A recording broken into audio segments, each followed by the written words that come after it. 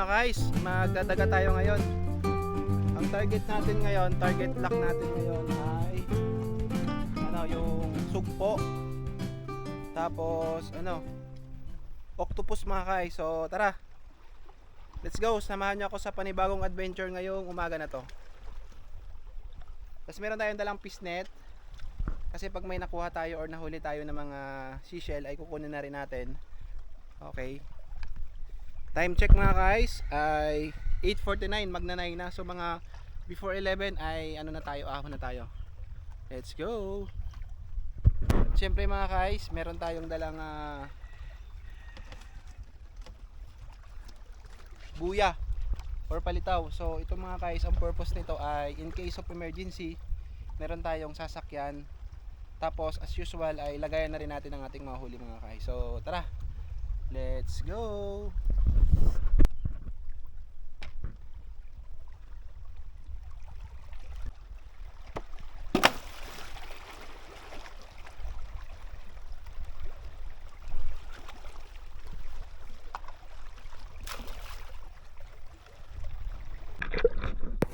Ngayon nga mga guys ay katamtaman lang yung tubig, no? Hindi siya ganun ka high tide, so katamtaman lang. Kitang kita nyo sa kinatatayuan ko ay hanggang balikat ko lang mga guys ang tubig, kaya masarap manihi ngayon at maghanap ng mga octopus mga guys.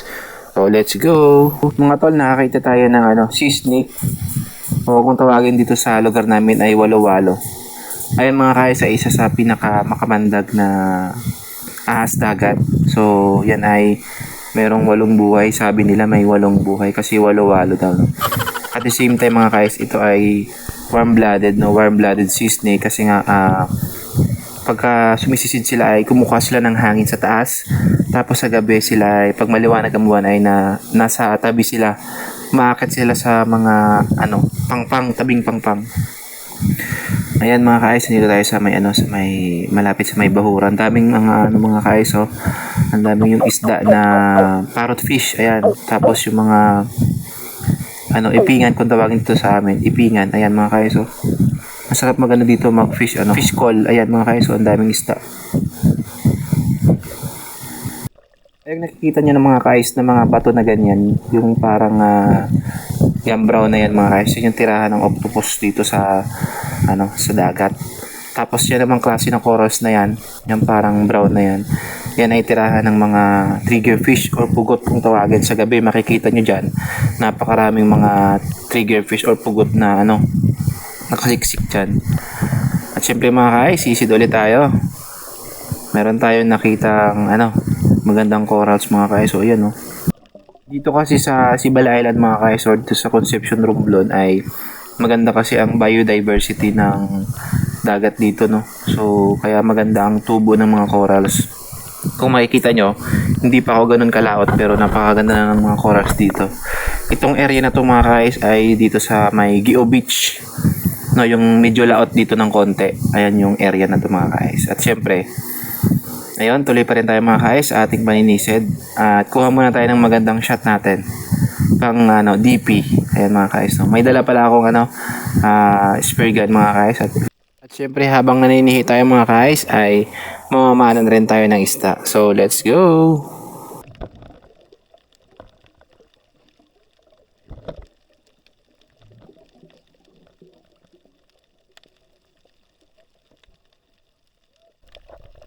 At ayan mga guys, nakakita agad tayo ng igat.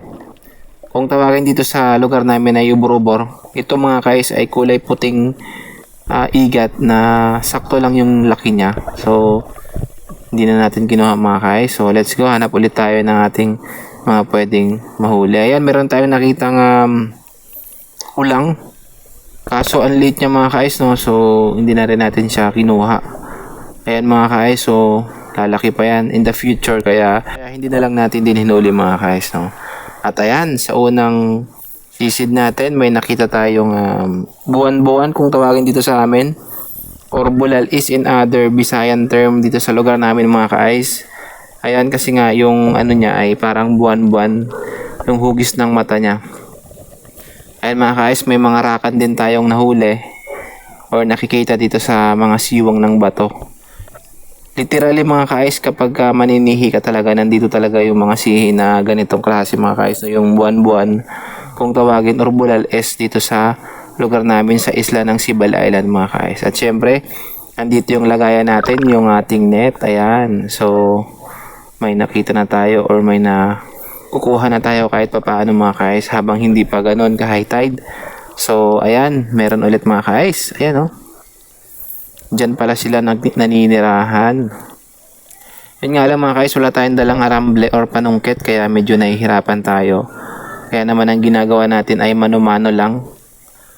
Ayan, so nakukuha naman natin mga ka-ice kahit papaano. Dito pala sa spot na to mga ka-ice, sa area na to, ay karamihan na mahuhuli natin dito ay yung buwan-buwan or bulales kasi nga ito talaga yung yung spot niya. Dito talaga marami tong ganitong klaseng sihi mga ka-ice. So ayan, magtsatsaga tayo hanggang ilang oras para meron tayong pang ulam. Itong mga ganitong klaseng sihi mga ka-ice ay masarap ito sa kinataan. Ayan, may nakita tayong nakikita nyo ba yun mga ka-ice? May nakita tayong stargazer or lupo kung tawagin dito sa amin. Kaya naman mga ka-ice, sinamantala natin yung pagkakataon ay sinikop natin ang net. May dala tayong net kaya sinikop natin tapos tinulak natin siya paloob. Ayan, napakalaki nito mga ka-ice, siguro mga mahigit 1 kilo. Ang bigat nito parang bato. Munti ko nang hindi siya mapansin kasi nga yung itsura niya talaga ay parang bato. At pagka nadali ka nito mga ka-ice or natinig ka ay talagang lupo ka talaga sa sakit. Kaya tinawag na lupo itong mga ka-ice. Venomous na stonefish or yun nga kung tawagin lupo dito sa lugar namin mga ka-ice. Karaniwang luto dito ay sinusugba muna or binabangi. Tapos tinatanggalan ng bala tapos ginagataan. So ngayon mga ka-ice ay nakahuli tayo ng stonefish or yun lupo kung tawagin mga ka-ice, no? So kasama na yan sa ating mga huli ngayong araw na to. At ayun pa rin, tuloy pa rin tayo mga ka-ice sa ating paghahanap ng sihi dito. Ayan. Halos lahat talaga ng nakikita natin mga ka-ice ay bulalis or yung buwan-buwan sa area na to. Wala tayong naiispatan na saang or spider shell. Ito naman mga ka-ice kung tawagin dito sa amin ay tiwar or yung tuwad na seashell mga ka-ice kasi nga ang style niya ay nakatiwar mga ka-ice. At ito mga ka-ice, meron ulit tayong nakita na yung bulalis. Napakarami dito sa lugar na to mga ka-ice kaya napakasarap manihi dito. So napakaganda talaga ng blessing ng dagat kaya naman ay lagi nating iniingatan. Huwag tayong gumamit ng mga pinagbabawal na teknik mga ka-ice.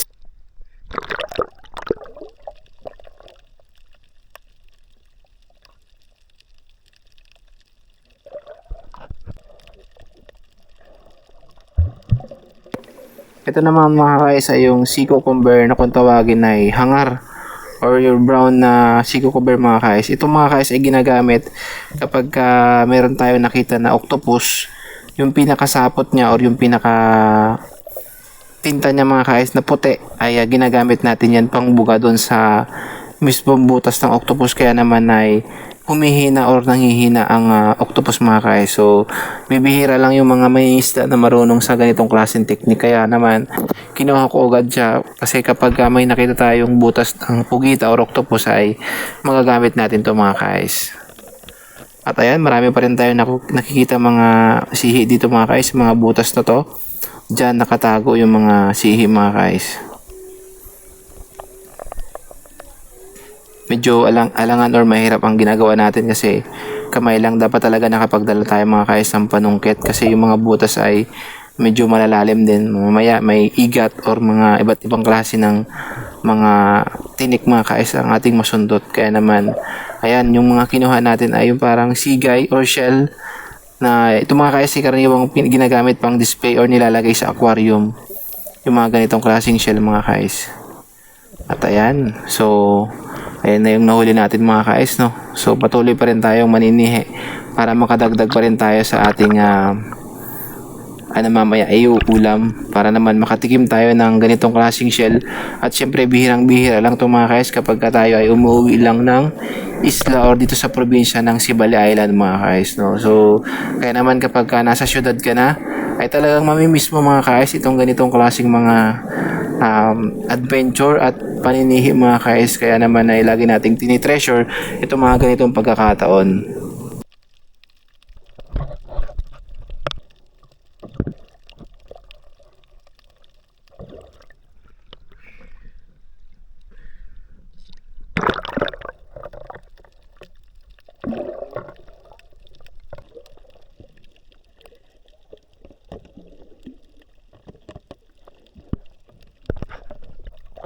Dito naman sa puntong tong mga guys ay nakita tayo ng yapis, or kung tawagin ay yapis or bugatan kung tawagin sa Bisaya dito sa amin mga guys. Ito ay isang klase ng parang sea clam na ayan mga guys, oh. Masarap din naman kapag inuulam. So pinukpo ko lang ang bato kaya napaka-easy lang naman natin makuha ito. Ito mga guys, usually hindi naman nakalubog, parang dikit lang siya ng konti sa bato, kaya kapag may dala kang kahit maliit na bato ay pwede mo siyang pukpukin. At ito nakakuha tayo ng abalon mga guys. So ito masarap din ito mga guys, no? Birang-bira na ako makakita ng ganito mga guys, itong mga small abalon na to. At ayan, nakakuha ulit tayo or nakakita ulit tayo ng bantoy naman to mga guys, no? So kamag-anak ito ng ng stonefish or yung lupo na nakuha natin kanina, kaya naman ay muhulihin din natin ito mga guys. Kaya ayun, biglang nawala. Nasa na? Ikot tayo mga guys, ambushin natin doon sa kabilang area. Ayan na mga guys, ayun, gitik, nahuli din natin. Malaki din ito mga guys, siguro mga mga 6 grams. Malaki na rin ito mga guys, so pandagdag na rin natin sa ating nahuli. So ito mga ganitong klase ng isda mga guys ay venomous, no? Yung stonefish tsaka itong bantoy kung tawagin, kapag natinik ka nito ay siguro mga 3 araw mong iindahin, kaya naman napakaingat or napakasela ng paghuhuli nito mga guys. At dahan-dahan na rin nating ilalagay dito sa ating fish net. Kulit no? Parang kahabig siya ng ng lapu-lapo, kaya lang napakarami ng mga tinik. Ayan, napakadelikado nito mga guys, kaya naman ay tanging mga professional lang or talagang marunong lang ang humuhuli nito. Kaya naman mga guys, habang nilalagay natin ito sa ating fish net ay hindi natin ito pwedeng hawakan, o kaya kailangan lang natin itulak yung alambre para kusa siyang mahulog doon sa loob ng fish net. Kasi itong ganitong klaseng isda mga guys, talagang hindi mo pwedeng hawakan kasi napakatinik nito at makamandag. At ayun mga guys, yan na yung huli natin, medyo marami na rin. At maya maya ay pagka medyo tumapat na or tumanghaling tapat na ay na tayo, aahon na. At sa pagkakataong ito mga guys ay may nakita tayong igat uli, or kung tawagin ay stone eel. Ito mga guys, ang kinakain nito yung mga stone crab. At susubukan nating huli nito mga guys. Tatargetin natin kung talagang matatama natin. At yun, tinamaan natin mga guys, yun yung manggigidawan kung tawagin dito sa lugar namin. Napakalakas na ito mga guys, kasi ang butas nito ay na talagang nasa sa bato, kaya pipuwersa talaga siya para baluktutin yung ating aramble. At ayan, bigla nang nawala mga guys, sa sobrang lakas niya naputol. Kaya naman nagtiis na lang tayo dito sa sa tambor, or kung tawagin ay tuko fish mga guys. At ayan, medyo pauwi na rin tayo, medyo high tide na mga guys, kaya ayan, medyo napagod na rin tayo sa ating paninisid. At tingnan natin yung ating mga nahuli mga guys. Andito na tayo sa tabing pangpang, ayan.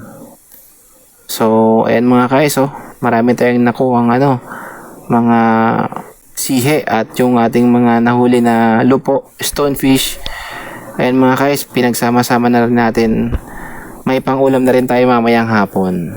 Sa halos 1.5 oras lang na paninihi natin mga guys ay marami na tayong blessing na nahuli dito sa dagat. So dito kasi sa lugar namin, mga guys ay the sea provides talaga. So ang dagat talaga ang nagbibigay ng ng buhay at maghanap buhay dito sa lugar namin mga guys. Kaya kung marunong ka lang talaga dumiskarte or matyaga ka sa dagat ay lagi tayong may pang-ulam. Ayan mga guys, so yung laki ng stonefish na nahuli natin. Ayan ilagay natin sa bato. Kukunin na natin mga guys yung sea cucumber na kinuha natin, kasi wala naman tayong nakita na butas ng pugita sa ating paninisid or paninihi, kaya naman ay pakakawalan na rin natin. Sayang naman kung mamamatay lang mga kais, no? Ayan, so ayan yung huli natin mga kais for today's video, for today's adventure.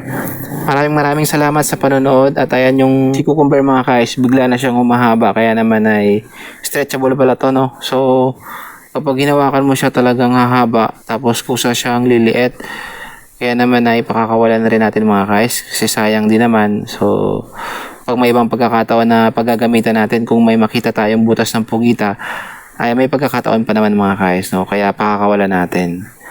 At ayun mga kais, no? So maraming salamat ulit sa panonood ng aking video or dito sa pagsama sa aking munting channel mga kais.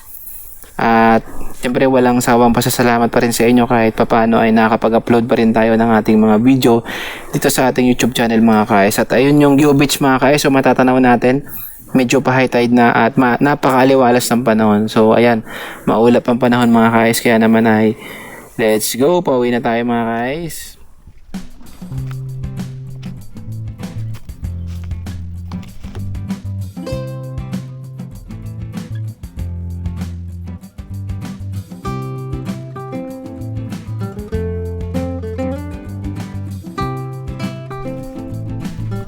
Thanks God for the blessing ngayong araw na to.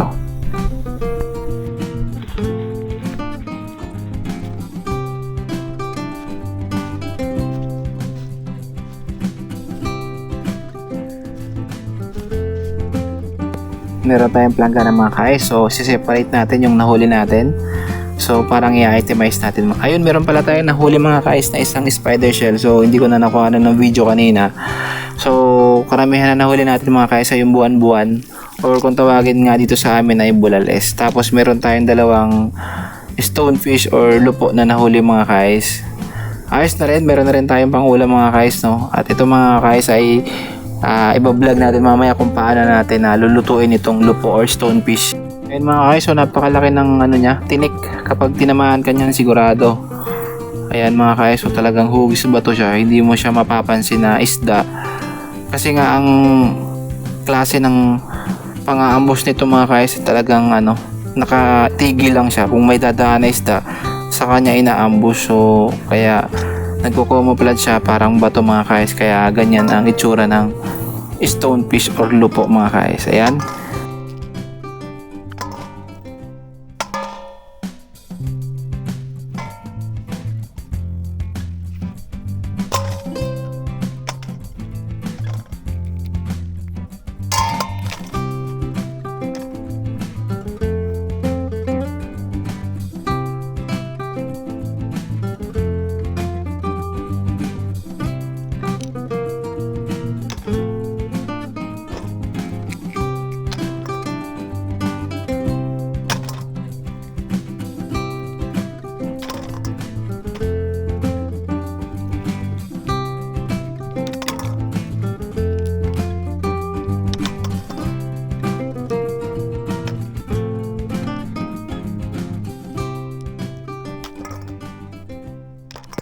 So ayun mga kais, so para makita nyo ng malapitan, ganyan ang itsura ng stonefish mga kais, no? Kulay brown, tapos makapal ang balat niya, tapos yung palikpik niya ay malapad, tapos ang mata niya nakatingin sa langit. Itsurang bato, kaya hindi mo ma-itsurahan mga kais.